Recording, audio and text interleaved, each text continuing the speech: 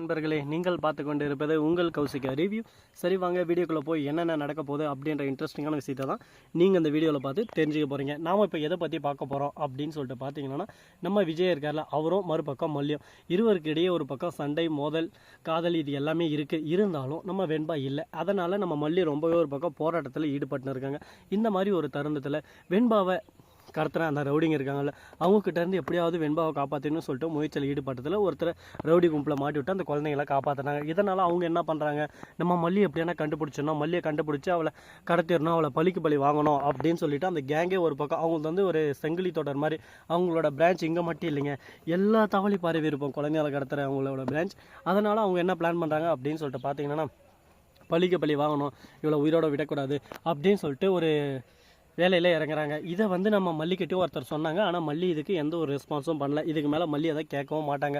மல்லி வந்து என்னோட குழந்தை தான் முக்கியம், என்னோட குழந்தை உயிர் தான் முக்கியம், அவளை நான் காப்பாற்றுவேன், அவளை காப்பாற்றி கண்டிப்பாக ஒரு நல்ல நிலைமைக்கு நான் கொண்டு வருவேன் அப்படின்னு சொல்லிட்டு வாக்குறுதி கொடுக்குறாங்க. மல்லி, நீங்கள் யோசிக்கிறது எல்லாமே சரியாக தான் இருக்குது, உங்கள் மேலே எந்த ஒரு தப்புமே சொல்ல மாட்டோம். ஆனால் இருந்தாலும் இதெல்லாம் நமக்கு தேவையா சொல்லு குமார், நம்ம குடும்பத்துக்கு இதெல்லாம் தேவை குமார் அப்படின்னு சொல்லிட்டு ஒரு சிலர் கேட்பாங்க. அதை பற்றி நம்ம யோசிக்கவே கூடாதுங்க. மல்லியை மாதிரி ஒரு நல்ல மனசு வச்சு காப்பாற்றினால அந்த குழந்தைங்க வந்து காப்பாற்றப்பட்டாங்க. மல்லிய மாதிரி எல்லாரையும் ஒரு பக்கம் இது நமக்கு தேவையான்னு சொல்லிட்டு நினச்சா குழந்தைங்களை யார் தான் காப்பாற்றுவாங்க சொல்லுங்கள் பார்க்கலாம். லாஸ்ட்டில் குழந்தைங்கள் எல்லாமே ஒரு பக்கம் கடத்தப்பட்ட நிலையில் அவங்க வாழ்க்கையும் ஒரு பக்கம் சீரழிஞ்சு போயிடும். அதனால் எந்த ஒரு விஷயமா இருந்தாலும் சரி, நல்ல விஷயம் செஞ்சால் கெட்டது நமக்கு நடக்க தான் செய்யும்.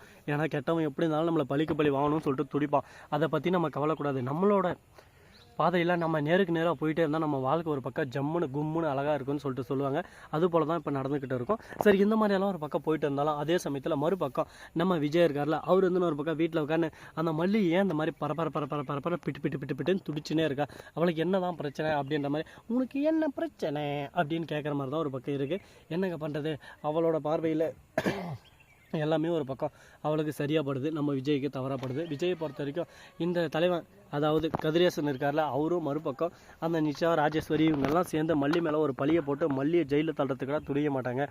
அதனால் நம்ம மல்லியை பிடிக்காத மாதிரி இருந்தால் மட்டும்தான் மல்லி தப்பிப்பா, இல்லைனா மல்லியோட வாழ்க்கை ஒரு பக்கம் சிக்கல்லே போயிடும் அப்படின்னு சொல்லிட்டு யோசிச்சிட்டாரு. உன்னோட யோசனை எல்லாமே ஒரு பக்கம் நல்லா தாங்க தலைவா, ஆனால் இதை மல்லிக்கிட்டே சொல்லல அப்படின்னு சொல்லிட்டு சொன்னால் மல்லி இதை சொன்னாலும் கேட்க மாட்டான். அவங்க என்ன நம்மளை பண்ணுவாங்க, நாம ஏன் அவங்களுக்காக பயந்து இருக்கணும் அப்படின்னு சொல்லிட்டு முட்டாள்தனமாக திரும்ப நோண்டி கேள்வி கேட்க ஆரம்பிக்குவாங்க. அவங்க கேள்விக்கெல்லாம் நம்மளை பதில் சொல்ல இருக்க முடியாது. அதனால் எதாக இருந்தாலும் சரி, கட் அண்ட் ரைட்டாக பேசிவிட்டு நம்ம பாட்டுக்கு நம்ம போக்கில் போயிட்டா எல்லாமே ஒரு பக்கம் கரெக்டாக இருக்கும். அதுக்கேற்ற மாதிரி தான் நாமளும் ஒரு பக்கம் பண்ணணும். இதுக்கப்புறம் என்னென்ன பண்ண போகிறோம், எதை பண்ண போகிறோம் அப்படின்ற விஷயத்தை தான் நீங்கள் கண்டினியூ அந்த வீடியோவில் பார்க்க போகிறீங்க. இதெல்லாம் ஒரு பக்கம் போயின்னு இருக்க, மறுபக்கம் நம்ம மல்லி இருக்காங்களா, அவங்க இதுன்னு ஒரு பக்கம் கோவிலுக்கு போகிறாங்க. கோவிலில் போயிட்டு கதறி தேம்பி வெம்பி அழுந்துட்டு இருக்காங்க. பரிகாரம் எல்லாமே ஒரு பக்கம் செய்ய ஆரம்பிச்சிட்டாங்க. அவங்களோட பரிகாரங்கள் எல்லாமே ஒரு பக்கம் நேர்மையாகவும் கண்டிப்பாகவும் இருக்குங்க. ஏன் இந்த பரிகாரம் செய்கிறாங்க அப்படின்னு சொல்லிட்டு பார்த்தேன், அவங்க வந்து எப்படியாவது வெண்பா கிடைக்கணும் அப்படின்ற ஒரு நல்ல எண்ணத்தில் தான் அந்த பரிகாரம் செஞ்சுட்டு இருக்காங்க. இப்போ நம்ம மல்லி அதாவது வெண்பாவை சேர்வாரா, வெண்பா கூட வாழ்வாங்களா, இது எல்லாமே ஒரு பக்கம் கூடுமா அப்படின்னு சொல்லிட்டு பல சந்தேகங்கள் நம்ம மனசுக்குள்ளே ஓடிக்கிட்டு இருக்குது. இந்த சந்தேகங்களுக்கான விடை கிடைக்குமா கிடைக்காதா, என்ன பண்ண போகிறாங்க, ஏது பண்ண போகிறாங்க அப்படின்றது ஒரு பக்கம் கேள்விக்குறியாக தான் இருந்துக்கிட்டு இருக்குது. பார்ப்போம் என்னென்ன பண்ண போகிறாங்க, எதை பண்ண போகிறாங்கன்னு சொல்லிட்டு. சரி, இதெல்லாம் ஒரு பக்கம் போட்டுன்னு சொல்லிட்டு விட்டாலும் அதே சமயத்தில் மறுபக்கம் நம்ம மல்லி பரிகாரத்துக்கு ஈடுபட ஆரம்பிச்சிடாங்க. போயிட்டு கோவிலை சுற்றி ஃபஸ்ட்டு 10 ரவுண்டு நடக்கிறாங்க. அப்போவே மல்லி சுற்றி நிற்கிற போது அழகாக அந்த குட்டி ஆணி இருக்குல்ல, அதை தூக்கி போட்டுறாங்க. மல்லி காலில் ஏறி சும்மா ரத்தம் சொட்ட வர ஆரம்பிக்குது. அதை பார்க்கும்போது ஆடியன்ஸ்க்கெல்லாம் கண்ணு ஒரு பக்கம் கலங்குது. என்னடா நம்ம மல்லிக்கு இந்த மாதிரி ஒரு நிலைமையடா மல்லி அப்படின்னு சொல்லிட்டு எல்லாரும் கதறி அழுறாங்க. ஒரு பக்கம் என்னங்க பண்ணுறது, இங்கே பார்த்தீங்களா நம்மளோட ஆடியன்ஸ் எல்லாம் இந்த மாதிரி எல்லாம் வந்து எட்டி பார்ப்பாங்க, நம்ம எப்படி எந்த அளவுக்கு ஒரு பக்கம் டேலண்ட்டாக இருக்காங்களேன்னு சொல்லிட்டு போடுறாம அதெல்லாம் நம்ம என்றைக்குமே ஃபீல் பண்ணக்கூடாது. நம்ம பாதை என்ன கரெக்டாக நம்ம வேலை உண்டுன்னு நம்ம இருக்கணும். அதனால் யாரை பற்றி நம்ம யோசிக்கக்கூடாது, நம்ம பாதையில் நம்ம கரெக்டாக போயின்னு இருக்கணும். அதனால் இந்த கான்செப்டை விட்டுட்டு நம்ம மல்லி அடுத்து என்ன பண்ணுறாங்க அப்படின்னு சொல்லிட்டு பார்த்தீங்கன்னா, கோவிலுக்குள்ளே போகிறாங்க. கோவிலுக்குள்ளே போனால் அந்த சாமியார் இருக்கிறதால அவர் வந்து ஒரு பக்கம் மல்லி இதை பாருமா, இதுதான் பரிகாரம், இப்படி தான் செய்யணும், இதை தான் பண்ணு, இதை செய்ய அப்படின்னு சொல்லிட்டு அறிவுரை சொல்லிருக்காரு. சாமியாரை நீங்கள் சொன்னது எல்லாம் ஓகே தான், எல்லாத்தையும் நான் பண்ணுறேன், எனக்கு எந்த பிரச்சனையும் இல்லை.